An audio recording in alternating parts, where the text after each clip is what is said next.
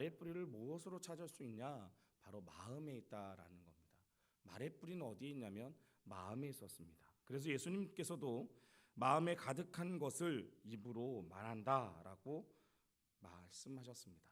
그러니까 마음이 변해지면 무엇이 달라질 수 있느냐? 입술이 달라질 수 있다는 겁니다. 마음이 악하면 입술로도 악한 이야기밖에 나올 수 없다는 거죠. 그런데 마음이 선하면 입술로도 선한 것이 나올 수 있다는 겁니다. 그렇다면 우리의 마음이 이제는 하나님의 성령의 은혜로 말미암아 먼저 변화되어진다면 우리의 입술과 우리의 삶의 모습도 분명히 변해질 것이라는 사실이죠. 사랑하는 성도 여러분, 우리의 마음이 변해서 우리의 입술이 변화되어지는 성도들이 되실 수 있게 간절히 소망합니다. 우리 옆 사람에게 이렇게 인사해 볼까요? 우리 마음이 변하고 우리 입술이 변합시다.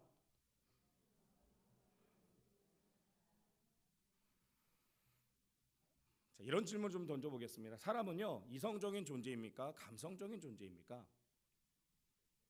네? 감성적인 존재, 그렇죠. 예, 감성적인 존재입니다. 그래서 사람은요, 이 생각하기 전에 벌써 이 입술로 표현되어지는 것이 있죠. 그러니까 분노가 올라오면 어떻게 합니까?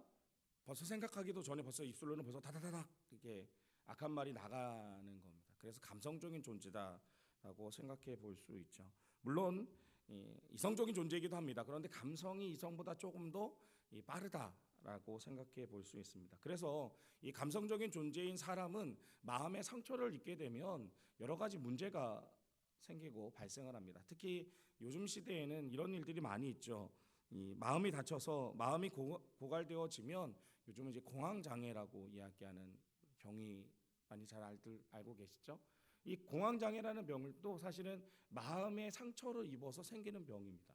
마음의 상처가 생기면 불면증이 생기고 공황장애가 생기고 우울증이 생기고 심지어는 이 정신분열증까지 이르게 된다라는 거죠. 근데 이 마음과 육체는 또 다르지 않다라는 겁니다. 그래서 마음의 병이 생기면 마음의 병으로만 그치는 것이 아니라 육체도 덩달아 아픕니다. 그래서 복통, 설사, 탈모, 피부병, 고혈압, 가슴 통증 이런 일들이 벌어지는 것을 보게 됩니다. 제가 그 대학생 시절에 친구들 교회 수련회를 하러 갔는데 한 선생님을 만났어요. 선생님하고 저녁에 이런저런 이야기를 하다가 선생님이 고3 스트레스가 받은 거예요. 그래서 한쪽 눈썹만 없어졌습니다. 밤이 되니까 한쪽 눈썹이 없는 거였어. 선생님 왜 한쪽 눈썹이 없어요? 이렇게 질문했더니 고3 때 고3 스트레스 때문에 이 한쪽 눈썹이 없었대요. 그래서 이제 요즘은 눈썹 문신도 있으니까 괜찮긴 한데 그때는 사실 좀 어려웠습니다. 한쪽 눈썹이 없어서 보는데 그런 일들이 벌어진다라는 거죠. 왜 그렇습니까? 마음이 상처를 입으니까 그 마음의 상처가 무엇으로 드러난다는 겁니까? 육체적인 모습으로 드러난다라는 거죠. 그래서 이 마음을 다스리는 것이 중요하다라고 이야기해서 요즘 이 마음에 대한 것을 많이 이야기합니다. 그래서 감성지수 EQ라고 이야기하는데 이 하버드 대학에서 이 EQ라는 용어를 처음으로 사용했는데요. 이 심리학 교수 다니엘 곤몬이라는 사람은 이렇게 이야기했습니다. 괜찮은 사람과 탁월한 사람의 결정적인 차이는 감성적 자기 통제의 능력에 달려 있다. 괜찮은 사람과 탁월한 사람의 차이는 이 감성적인 능력을 얼마만큼 잘 조절하느냐에 따라서 탁월한 사람이 될 수도 있고 그렇지 않은 사람들이 될 수도 있다라고 말을 하기도 했습니다. 자, 그렇다면 이제 우리는 하나님의 사람이니까 하나님의 사람은 이 마음의 상처를 어떻게 극복해 나갈 것인가 오늘 그것에 대해서 살펴보려고 합니다. 마음의 상처를 어떻게 극복해 나가야 될까요? 오늘 본문 골로새 3장 15절 말씀을 보시면 그리스도의 평강이 너희 마음을 주장하게 하라. 너희는 평강을 위하여 한 몸으로 부르심을 받았나니 너희는 또한 감사하는 자가 되라라고 말합니다. 자, 오늘 본문을 좀 자세히 보시면요. 그리스도의 평강이 임하기 전 우리의 마음의 상태는 어떻다는 겁니까? 평화가 없었다라는 겁니다. 그래서 그리스도의 평강이 너희 마음을 주장하게 하라라고 이야기를 하죠. 그러면 마음의 평화가 없었던 시절 그리스도의 평강이 임하기 전 우리의 마음에 우리의 모습은 어떻다는 겁니까? 불안과 불만과 갈등과 회의가 있었다라는 겁니다. 그러나 예수를 구주로 고백하는 순간 우리의 모습은 달라졌다는 거죠. 옛사람이 아니라 이젠 참된 만족을 하는 그리스도인이 되었고 그리스도의 평강이 우리 가운데 찾아오게 되었다라는 겁니다. 그런데 오늘 본문을 좀 자세히 보시면 여기 주장한다라는 말이 있는데 이 주장한다는 말은 다스린다라는 뜻을 가지고 있습니다. 그러면 그리스도가 분명 우리에게 평강을 주시는데 그 평강이 내 영혼을 다스릴 수 있도록 해야 한다라고 오늘 본문은 우리에게 이야기하는 겁니다. 그리스도의 평강이 분명 우리 가운데 임하면 우리가 그리스도의 평강으로 말미암아 우리 안에 있는 염려와 걱정과 근심과 그런 것들이 사라지게 되는데 중요한 건 뭐냐면 이 그리스도의 평강이 나를 내 마음을 항상 다스릴 수 있도록 해야 한다는 겁니다. 그 말은 우리의 이 마음을 뒤흔드는 어떠한 존재가 있다라는 것을 전제하고 있는 거죠.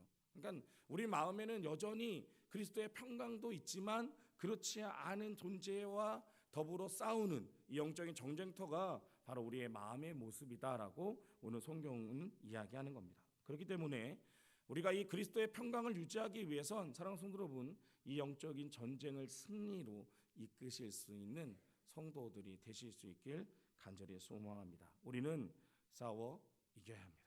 그리스도의 평강이 우리 가운데 임할 수 있도록 늘 우리는 깨어서 우리 마음이 그리스도의 평강으로 다스려질 수 있도록 우리는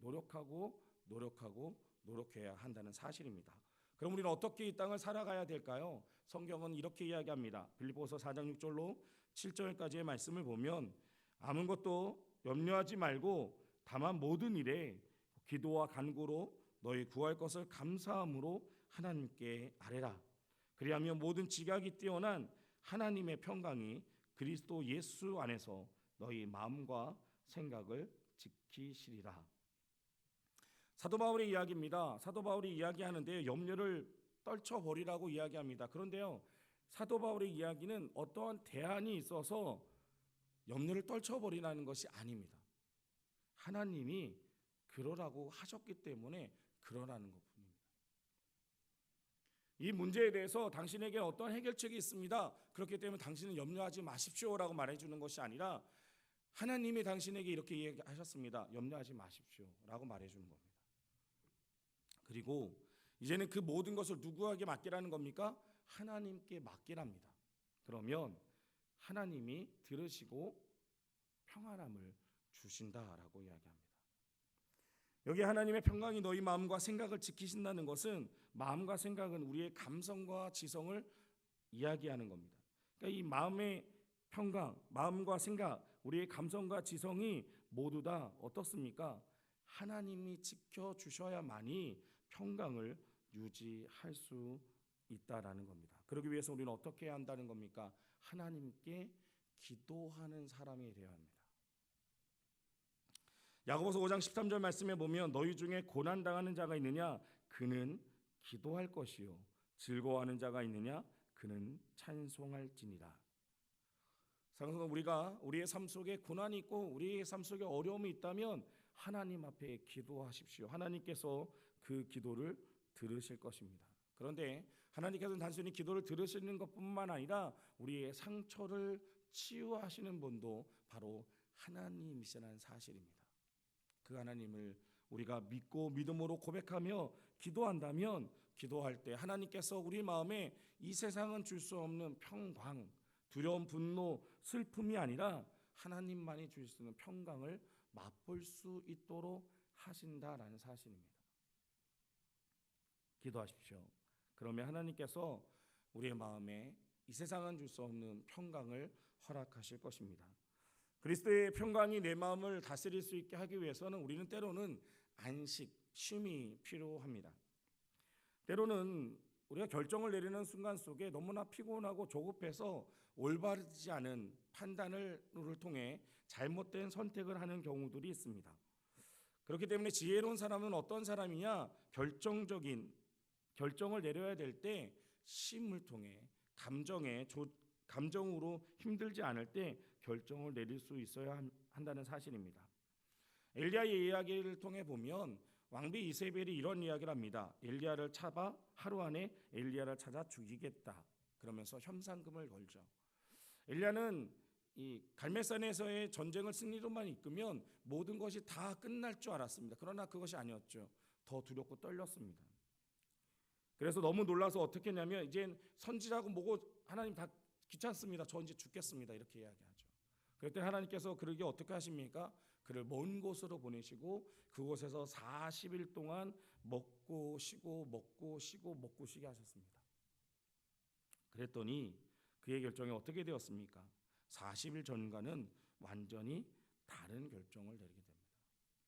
40일 전에는 지쳐 있었습니다. 두려움에 떨려 있었습니다. 그래서 올바른 결정을 내릴 수 없었다는 겁니다. 그래서 하나님께서 그에게 내려주신 것은 쉼입니다. 40일 동안 쉬게 하셨습니다.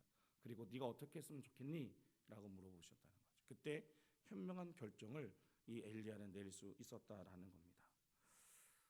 우리가 지쳐서 낙심되거나 두려운 상황에서 내려지는 결정들인 옳지 않은 결정들을 내릴 때가 많더라는 겁니다. 그래서 유대인들은 안식일마다 세 가지를 한다고 합니다. 뒤를 보고 위를 보고 앞을 봅니다. 과거를 깊이 반성하고 하늘의 하나님께 기도하고 미래를 계획하고 준비한다는 뜻입니다. 때로는 우리가 한 발 물러났을 때 그 정답이 잘 보일 때가 있더라라는 사실이죠. 또한 예수님의 생애를 보면 예수님은 늘 항상 이 쉼, 안식을 잊지 않으셨다라는 사실입니다. 하나님과의 관계를 가장 소중히 여기셨던 예수님이십니다. 예수님은요 얼마나 바쁘셨겠습니까? 그죠? 가르치기도 하시고 또 치유의 사역도 하셔야 되고요. 또 제자들도 틈틈이 교육하고 훈련하시는 사역까지 하셔야 했던 예수님은 정말 하루가 24시간도 모자르는 그런 삶의 모습을 가지고 사셨을 겁니다. 그런 와중에도 예수님의 삶의 모습을 자세히 찬찬히 들여다보면 예수님은 어떠한 시간을 가지셨습니까? 조용히 하나님을 만나는 시간을 가지고 계셨다라는 겁니다. 그래서 자신의 영적 또 육체적 에너지를 재충전하는 시간을 가지셨습니다. 그렇기 때문에 예수님께서는요 수많은 유혹 앞에서도 흔들림 없이 하나님의 아들로서 우리의 메시아로서 이 땅에서의 하셔야 할 사역들을 꿋꿋이 담대하게 이루며 가실 수 있었다라는 사실입니다. 사랑하는 성도, 우리가 하나님 안에서 안식, 쉼을 회복할 수 있길 간절히 소망합니다. 하나님 안에서 안식, 이 쉼을 회복하라는 이야기는 단순히 어느 빌라를 빌려서 그래 쉬어야지 아니라는 겁니다. 하나님 안에서 하나님과의 관계가 여러분들 틀어져 있다면 그 하나님의 관계가 먼저 회복되어져야 한다는 겁니다. 그것이 우리의 삶의 우선순위가 되실 수 있어야 한다는 겁니다. 우리가 왜 바쁘면 기도하지 않고 왜 우리가 바쁘면 하나님을 만나는 시간들이 줄어들겠습니까? 아니라는 겁니다. 우리는 바쁠수록 더 기도해야 되고 바쁠수록 하나님을 만나는 시간들을 더 가져야 된다는 거죠. 그것이 바로 그리스도인의 삶의 모습이라는 겁니다. 사랑하는 성도 여러분, 하나님 안에서 안식이 회복되어질 수 있길 간절히 소망합니다. 또한 우리가 이 마음의 문제를 해결하기 위해선 하나님의 말씀으로 스스로 격려를 받아야 합니다. 늘 하나님께서는 하나님의 말씀을 통해서 하나님의 사랑하는 자녀들을 인도하고 계십니다. 그래서 하나님이 주시는 나의 말씀들이 있죠. 그래서 그 말씀들이 우리가 어려움에 처할 때마다 그 말씀으로 위로를 받으시길 간절히 소망합니다. 하나님은 우리를 너무너무 사랑하셔서 우리의 태에서부터 우리를 기억하시고 지금도 여전히 동일한 마음, 동일한 눈으로 우리를 지켜보고 계시다는 사실입니다. 그런데 이 세상의 이야기들이, 이 세상의 방법들이 우리의 자존감을 뒤흔들 때가 있습니다. 내가 그걸 좀 못한다고 해서 내가 낮은 사람은 아니거든요. 그런데 이 세상은 그렇게 말한다는 겁니다. 그럴 때마다 하나님의 시각으로, 하나님의 말씀으로 격려를 받는 우리 필그림의 성도들이 되실 수 있길 간절히 소망합니다. 아마 한 구절씩은 다 하나님이 나에게 주신 말씀들이 있을 줄 압니다. 그 말씀을 늘 묵상하십시오. 나에게 선포하십시오. 나는 귀한 존재야. 새벽마다 거울 보시면서 선포하신다면 그 말씀이 또 하루를 살아갈 수 있는 에너지가 될 수 있을 것이라는 사실입니다. 만약 그런 말씀이 없다면 오늘 집에 가셔서 말씀을 읽으시길 바랍니다. 그래서 그 말씀이 있으시길 바랍니다. 하나님이 나에게만 정말 힘을 주는 말씀들이 있습니다. 그래서 그 말씀이 날마다 묵상되어지고 날마다 고백되어질 때 우리는 하나님 이 마음으로 입은 상처를 회복할 수 있습니다. 또 오늘 본문 통해서 한 가지를 더 살펴볼 수 있는 것은 마음의 상처를 회복하는 중요한 방법 가운데 하나가 바로 따뜻한 은혜의 공동체입니다. 오늘 15절 말씀을 다시 보시면 그리스도의 평강이 너희 마음을 주장하게 하라. 너희는 평강을 위하여 한 몸으로 부르심을 받았나니 너희는 또한 감사하는 자가 되라. 주님은 그리스도의 평강이 우리 마음을 주장하게 하는 중요한 방법 가운데 하나로 교회 공동체를 세워주셨다라는 사실입니다. 이 교회 공동체로 말미암아 우리는 다른 사람들의 이 마음의 상처를 치유할 수 있는, 서로가 서로의 그 어려움을 돌볼 수 있는 존재로 하나님은 우리를 부르셨다라는. 그래서 오늘 성경은 뭐라고 표현합니까? 한 몸으로 부르심을 받았다. 사랑하는 우리는 믿음의 형제 자매들은 하나님 안에서 하나님의 한 몸으로 부르심을 받았다는 사실을 기억하는 성도들이 되시길 간절히 소망합니다.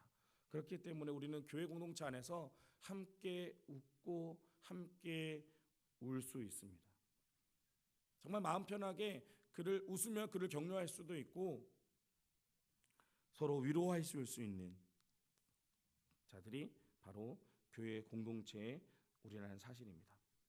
남의 상처를 싸매어 줄 수 있는 내가 바로 교회 공동체의 한 몸으로 부르심은 내가 될 수 있다는 사실입니다. 이제는 주님 안에서 나의 상처만을 보는 것이 아니라 남의 상처를 싸매어 줄 수 있는 그런 한 사람들이 되실 수 있게 소망합니다. 나의 상처만 자꾸 쳐다보면요, 방법이 없습니다. 해결되지 않더라고요. 그런데 남의 상처를 바라보고 그 남의 상처를 싸매어주고 같이 위로해주다 보면 나의 상처도 회복되어지는 것을 보게 됩니다. 사랑하는 여러분, 하나님께서 상처 있는 우리들을 불러주신 것, 우리를 교회 가운데 모아주신 것은 그 상처들을 헤집어서 또 다른 상처를 내라고 부르신 것이 아니라 그 상처 있는 우리들이 그 상처를 보듬어 안고 격려하고 위로해 줌으로 그 상처가 치유되기를 원하신다는 사실을 우리가 기억할 수 있길 간절히 소망합니다. 하나님께서 나 불러주신 것은요, 우리 공동체는 이 사람이 회복되어지기를 원해서 불러주셨다는 사실입니다. 그렇다면 우리는 어떻게 살아가야 될까요? 그 사람에게 상처되는 말이 아니라 그 사람을 세울 수 있는 말, 그 사람을 위로할 수 있는 말, 그 사람이 위로받을 수 있는 삶의 모습들을 가지고 살아갈 때 그가 회복되어지고 나도 회복되어질 수 있다라는 사실입니다. 우리는 그러한 하나님의 한 몸이 되었음을 기억하며 나아가는 우리 모두들이 되실 수 있길 간절히 소망합니다.